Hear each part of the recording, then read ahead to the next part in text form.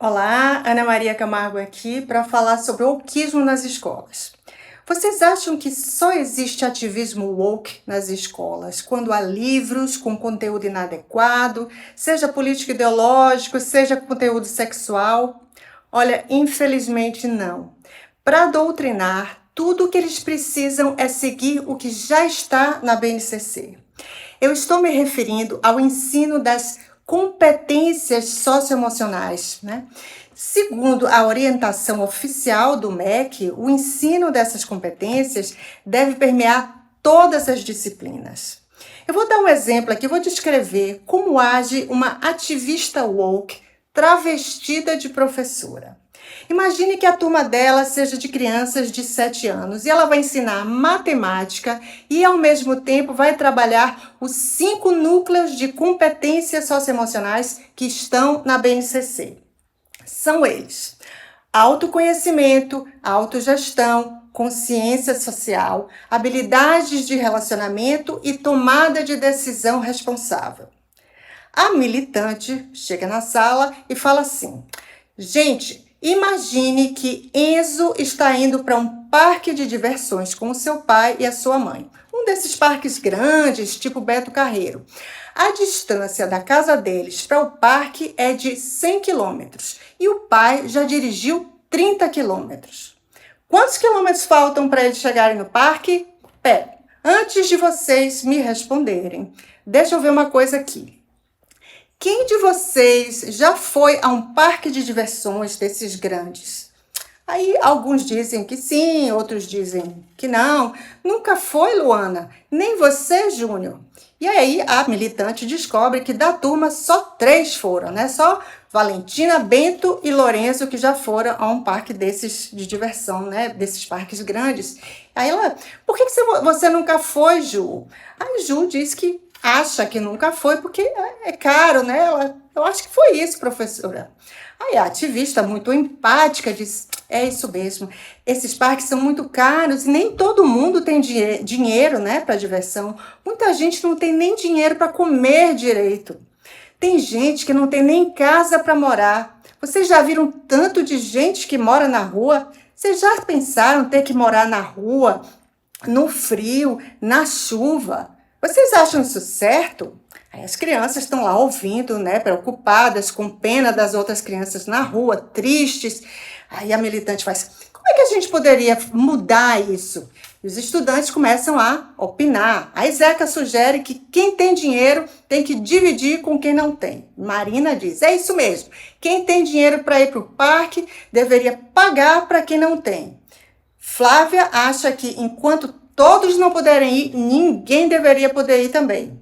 Todos concordam, inclusive Valentina, Bento e Lourenço, que os 3 que foram, né?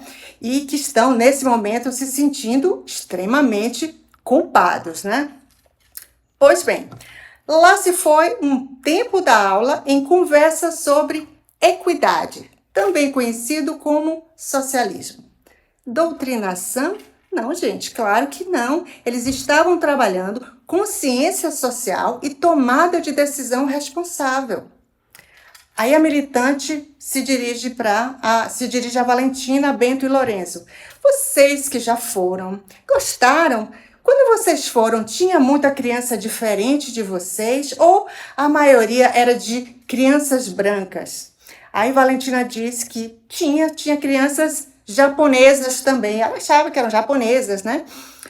Ah, tá. Mas tinha criança preta, pouca criança preta, né? Por que será? Será que é porque as crianças pretas normalmente são pobres? Ou será que é porque os pais pretos não levam os filhos porque sabem que as crianças brancas não gostam de brincar com crianças pretas? Aí Valentina olha para sua amiga Luana, que é preta, né? E elas gostam de brincar juntas. E aí as duas ficam sem saber o que dizer, né? E a ativista então continua: o que a gente poderia fazer para mudar isso? Aí Luiz sugere um parque onde só possam entrar pessoas pretas. Marcelinho, cujo pai é preto e a mãe é branca, olha, né? Fica sem graça, fica calado, não sabe o que dizer. Keiko, que é filha de japoneses, também fica em silêncio. Lá se foi mais tempo da aula em conversa sobre racismo. Doutrinação? Não, gente, claro que não. Eles estavam trabalhando autoconsciência, consciência social, habilidades de relacionamento e tomada de decisão responsável. Tá, gente, vamos voltar aqui. Enzo está indo com o pai e com a mãe. Aliás, outra pergunta. Quem aqui mora com o pai e com a mãe? 3 crianças dizem que moram só com a mãe. Aí a ativista continua. Às vezes é difícil, né, para uma mãe sozinha, mas também tem vantagens, né? Quem aqui já teve problemas com o pai em casa? Porque vocês sabem, né? A maioria dos homens se acha superior às mulheres e, no fundo, todos são violentos, mesmo que não demonstrem.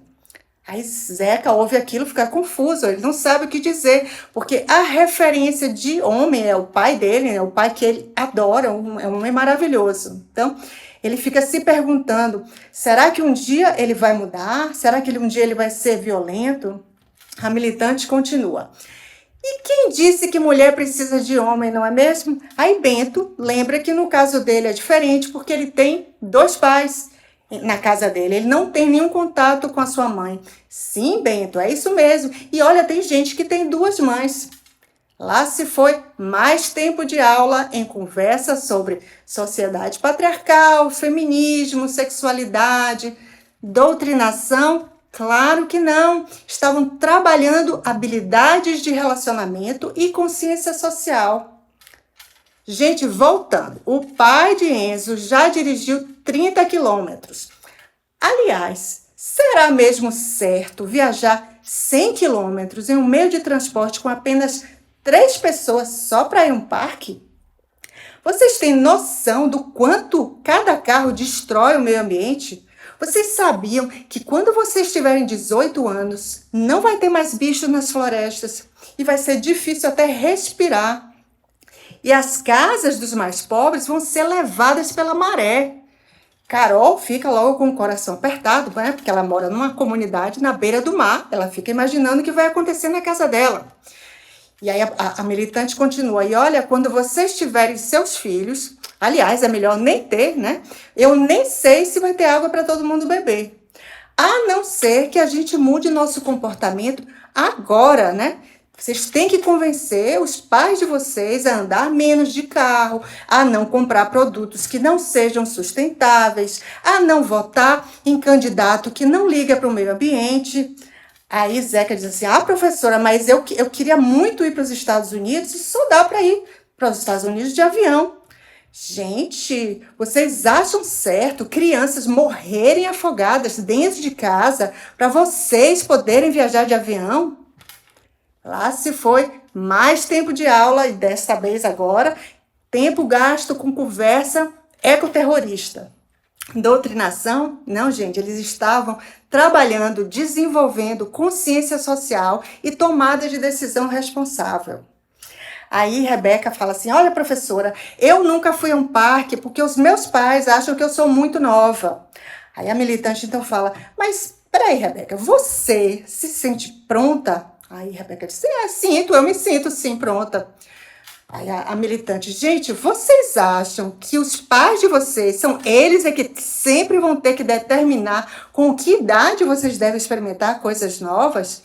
Aí uns dizem que sim, outros dizem que não, outros dizem, depende, né, professora? Aí a militante diz, não, claro, depende. Tem coisas que são perigosas, né, como, por exemplo, dirigir, criança não pode dirigir, mas tem coisas que não são perigosas e que, na verdade, são oportunidades de aprender e alguns pais não deixam, né? Às vezes por causa da idade, né? Porque são mais velhos, mas nem sempre. Os seus pais, por exemplo, Rebeca, eles nem são velhos. A questão é que eles são religiosos, né? E eles acham que você também tem que ser, né? E também são mais fechados, provavelmente nem perceberam, né, que você já se sente pronta e que você precisa aprender a fazer as suas próprias escolhas. Mas olha, Rebeca, Você pode contar comigo, viu? Na verdade, olha, nem comente com seus pais que eu te falei isso, porque eles podem ficar chateados comigo e eu sei que eles te amam muito, né? Mas, assim, acho importante você saber que a escola também está aqui para ajudar, certo? Mais tempo em conversa sobre a necessidade de autorização dos pais para experimentar coisas novas. Doutrinação? Claro que não. Eles estavam trabalhando a autoconsciência, a autogestão e tomada de decisão responsável, competências socioemocionais. Então, quando acaba a aula, ninguém praticou subtração, mas supostamente todo mundo desenvolveu essas competências socioemocionais que estão na BNCC. Veja, claro que um verdadeiro professor sabe, conhece o seu papel e não vai manipular crianças.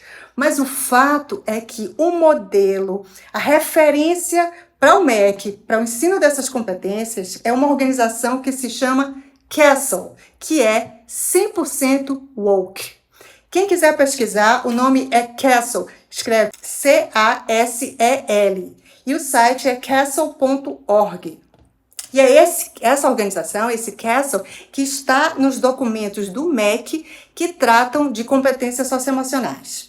E se depender da vontade dos especialistas em educação brasileiros, eles vão capacitar o maior número possível de professores a partir desse referencial, porque aí ter ou não ter material didático explicitamente enviesado, ideológico, é irrelevante. O militante bem capacitado, ele pode fazer como essa pessoa do exemplo aqui que eu dei, né? Usar o contexto de uma aula de matemática ou de qualquer outra disciplina como meio para manipular os alunos.